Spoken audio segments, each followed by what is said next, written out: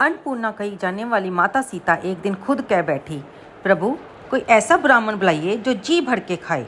श्री राम मुस्कुराए और कहा, जब वह आएगा तो तुम पछताओगी। और फिर आया एक ऐसा ब्राह्मण जिसने 18 दिन तक बिना रुके खाया और पूरी अयोध्या थक कर बैठ गई। क्या आपने ऐसी लोक कथा सुनी है? तो दोस्तों, इस धरती पर 3000 से भी ज़्यादा राम कथा का संस्करण मिलता है और 300 से ज़्यादा रामायण अलग अलग देशों में लिखी जा चुकी है। आज हम आपको रामायण में ही लिखी एक अनोखी कथा सुनाने जा रहे हैं। ये कथा उस समय की है जब भगवान श्री राम 14 साल वनवास काट कर माता सीता और लक्ष्मण भैया के साथ वापस लौटे थे अयोध्या में। तो भगवान राम का राज्य अभिषेक भी हो गया। माता जानकी की ब्राह्मणों में अपार श्रद्धा थी। इतने सालों तक वनवास के दौरान माता सीता ब्राह्मणों के सानिध्य में रही थी, जिसकी वजह से ब्राह्मणों के लिए उनके मन में श्रद्धा और भी ज़्यादा बढ़ गई थी। वे प्रतिदिन अपने हाथों से ब्राह्मणों को भोजन कराती और उनके लिए खुद ही पूरी श्रद्धा के साथ भोजन कराती और उन्हें दान दक्षिणा देती। किसी न किसी ब्राह्मण को वे रोज भोजन कराती थी।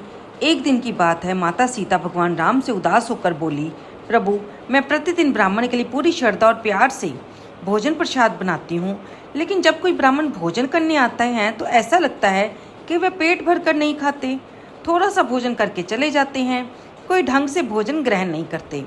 प्रभु कोई ऐसे ब्राह्मण को बुलाइए जिनके लिए मैं रंग बिरंगे स्वादिष्ट भोजन बनाऊं और वह जी भरकर भोजन ग्रहण करें।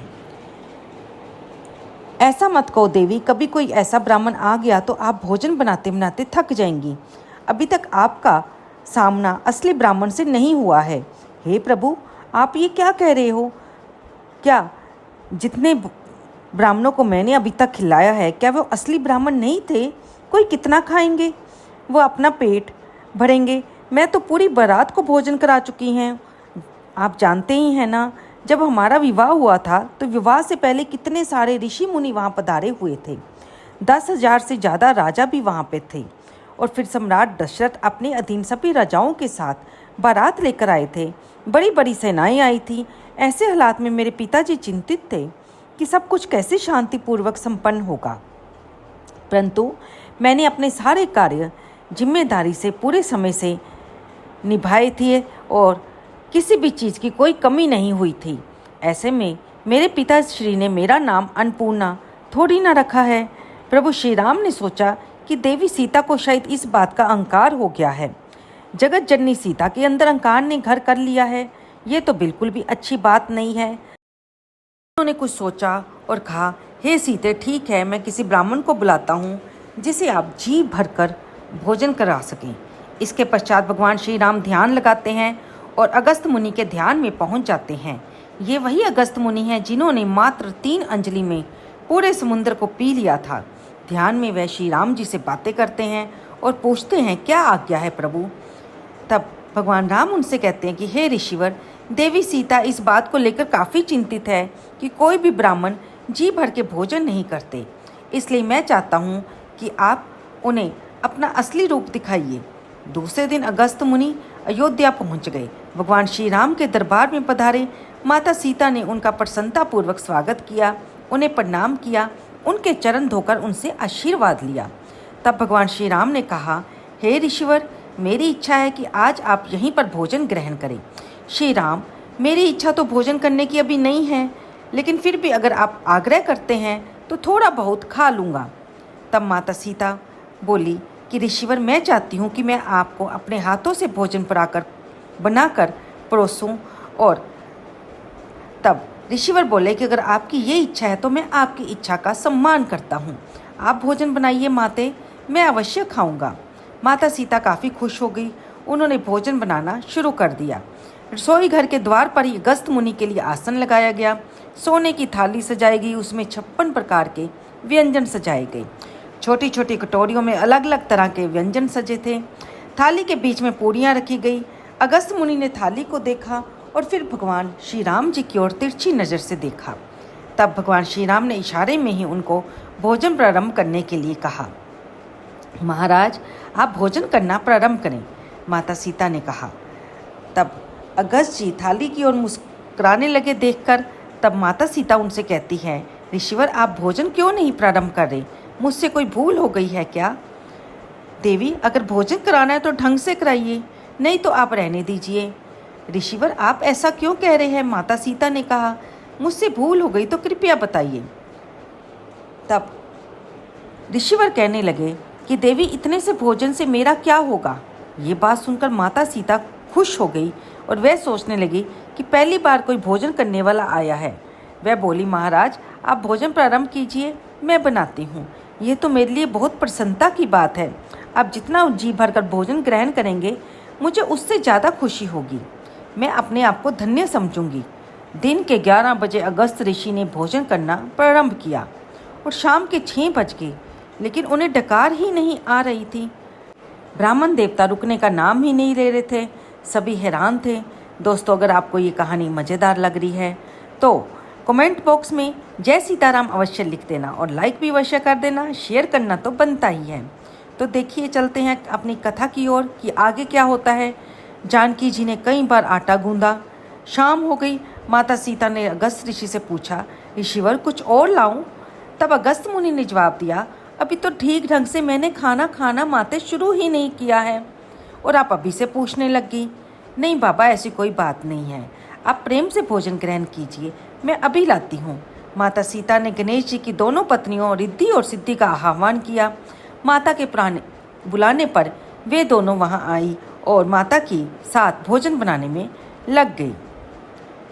माता सीता ने उनसे कहा कि देखो, अगस्त मुनि भोजन कर रहे हैं, चाहे कुछ भी हो जाए उन्हें वो भूखे नहीं उठने चाहिए, इसलिए मैंने आप दोनों को मदद के लिए बुलाया है। हाँ माता, हम आपके साथ भोजन बनाएंगी। आप सारे भंडार खोल दीजिए, किसी भी चीज़ की कमी नहीं होगी। माता सीता ने अपनी दासियों को भी बुला लिया और महाराज को परोसने लगी। अगस्त मुनि बड़े प्रेम से भोजन करते जा रहे थे। इस तरह 3 दिन और 3 रात्रि व्यतीत हो गए, लेकिन उन्होंने डकार तक नहीं लिया। अब तो माता रिद्धि और सिद्धि भी परेशान हो गई। तब माता सीता ने भगवान गणेश जी का आह्वान किया और उनसे भी यही बात कही कि अगस्त मुनि भोजन कर रहे हैं, वे बिना भोजन किए उठने नहीं चाहिए। माता सीता की बात सुनकर भगवान गणपति जी हलवाई बन गए और बोले, मैं देखता हूँ ऋषि अगस्त मुनि का पेट कैसे नहीं भरता, क्या वो मुझसे बड़े पेटू हैं। अब तो गणेश भगवान भी भोजन पकाने में लग गए। दोस्तों, सब मिलकर भोजन पकाने में लगे थे और इधर ऋषि अगस्त भोजन में ख़त्म होने का नाम नहीं ले रहे थे, पेट भरने का नाम नहीं ले रहे थे, क्योंकि उन्हें डकार नहीं आ रहा था। अब तो गणेश जी भी परेशान होने लगे। 9 निधियों को बुलाया गया, सब मिलकर भोजन पकाने लगी, लेकिन महात्मा को तो डकार ही नहीं आ रहा था। भोजन कैसे रुकता? 15 दिन इसी तरह पूरे हो गए। बिना रुके भोजन चलता रहा। सभी रसोई में भोजन पकाने में लगे हुए थे। अब माता सीता अगस्त मुनि के पास गई और सोने की थाली हटाकर बड़ी सी परात रख दी। अगस्त मुनि भोजन किए जा रहे थे।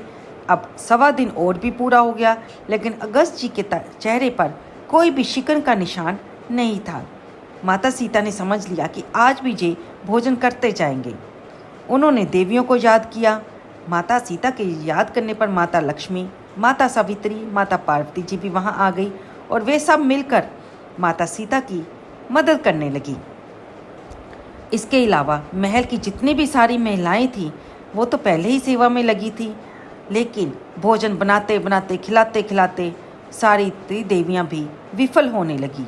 अब माता सीता ने अपने शरीर से बहुत सारी देवियों को प्रकट किया, सबकी सब सेवा में लग गई। लेकिन अब बात यहाँ पर नहीं रुकी, महल के भंडार भी खत्म होने की कगार पर आ गए। लेकिन अगस्त मुनि का तो पेट ही नहीं भर रहा था। माता सीता के साथ साथ सभी देवियाँ, गणपति जी, माता रिद्धि सिद्धि और सभी महिलाएं सभी हैरान थीं कि अब क्या किया जाए। सभी एक दूसरे को कह रही थी कि ऋषि अगस्त का थाल खाली होने वाला है, जल्दी से जल्दी कहीं वे निराश होकर उठ ना जाए, उनके थाल को भरने के लिए कुछ ना कुछ सामान अवश्य भेजा जाए। ऐसा करते करते कुछ दिन और बीत गए। अब जानकी जी आई और बोली, प्रणाम ऋषिवर। ऋषिवर ने कहा, सौभाग्यवती रहे। देवी माफ़ कीजिएगा, मैं अभी आपसे कोई बात नहीं कर सकता क्योंकि मैं भोजन में व्यस्त हूँ, मैं आपसे बात में करूँगा। तब माता बोली, मैं कोई वार्ता करने नहीं आई महाराज जी, मैं आपसे बस इतना कहने आई हूँ कि जब आधा भोजन हो जाए तो पानी भी पी लीजिएगा। चिंता मत करो बेटी, जब आधा भोजन हो जाएगा तो पानी भी पी लूँगा। अब जानकी जी मन ही मन सोचने लगी, हे भगवान, ये कैसे महात्मा है, अभी तो इसका मतलब इनका आधा भोजन भी नहीं हुआ है और ये लगातार भोजन किए जा रहे हैं। 17वें दिन का सायंकाल का समय आ गया। तब भगवान श्री राम आए। उन्होंने देखा देवी सीता बहुत चिंतित है। उन्होंने भंडार घर में, रसोई घर में देखा, सभी काम में लगे हुए हैं, लेकिन सभी के चेहरे पर चिंता है, जैसे वे सब के सब हार मान चुके थे। उन्होंने गणपति जी को देखा, तीनों देवियों को देखा। तब माता सीता से उन्होंने पूछा, देवी क्या बात है, महाराज जी का भोजन तो ठीक ठाक से चल रहा है। हाँ स्वामी, भोजन तो ठीक से चल रहा है, लेकिन इनका पेट भरने का नाम ही नहीं ले रहा। हम सभी भोजन बनाते बनाते थक चुके हैं, भंडार भी स्वामी खाली होने लगा है। कुछ कहिए प्रभु, कुछ समझ नहीं आ रहा। ऐसे ब्राह्मण को तो फिर कभी दोबारा मत बुलाना। अब तो 18 दिन पूरे हो गए हैं, लेकिन उनका पेट भर ही नहीं रहा और वे अभी कह रहे हैं कि अभी उन्होंने आधा भर पेट भी भोजन नहीं किया है। देवी, आप तो कहती थी कि कोई ढंग से भोजन नहीं करता। अब मैंने ब्राह्मण को बुलवाया तो आप मुझे कह रही हैं कि ऐसा ब्राह्मण दोबारा मत बुलवाना, पहले अब इनको तो पेट भर भोजन करवा लो। तब माता सीता बोली, प्रभु मुझे क्षमा करें, मैं आगे से भूल कर भी ऐसा नहीं करूँगी, लेकिन कृपा कीजिए ये ब्राह्मण हमारे घर से भूखा भी ना जाए और मैं भोजन इनको करवाकर मैं संतुष्ट भी हो जाऊँ।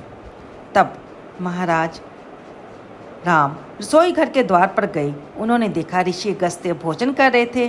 तब अगस्त मुनि ने भोजन करते करते तिरछी नज़र से भगवान श्री राम जी की ओर देखा और इशारे से पूछा, बोलिए प्रभु क्या आज्ञा है, अब बस कर दो या फिर बिना खाए भूख में ही उठ जाऊं। तब भगवान जी ने इशारे में किया, बस प्रभु अब रहने दीजिए।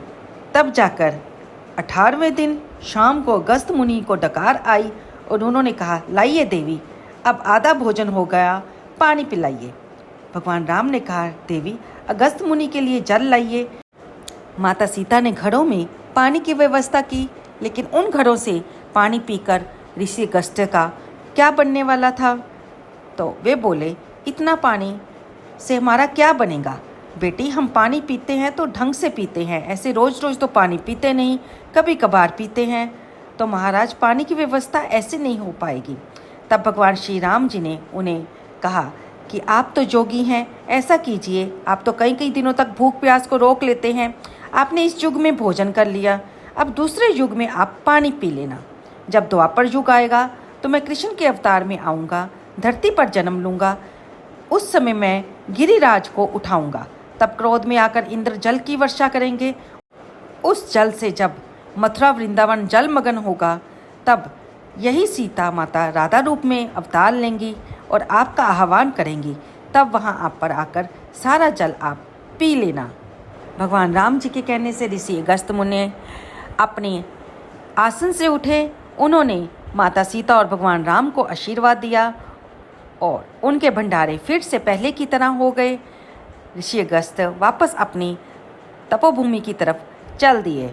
और दोस्तों, ये वही ऋषि अगस्त मुनि थे जब भगवान राम ने दोबारा कृष्ण अवतार लिया तो अपने कथनानुसार उन्होंने उस समय जल को पीकर अपनी सारी प्यास को बुझाया। तो दोस्तों, ये कथा आपको कैसी लगी कृपया कमेंट बॉक्स में अवश्य बताइएगा। और आप ये कथा कहाँ से सुन रहे हैं, अपने दोस्तों के साथ इसे लाइक, शेयर और कमेंट करना बिल्कुल ना भूलिएगा। अगली वीडियो में हम फिर मिलेंगे। चलते हैं दोस्तों, जय श्री राम।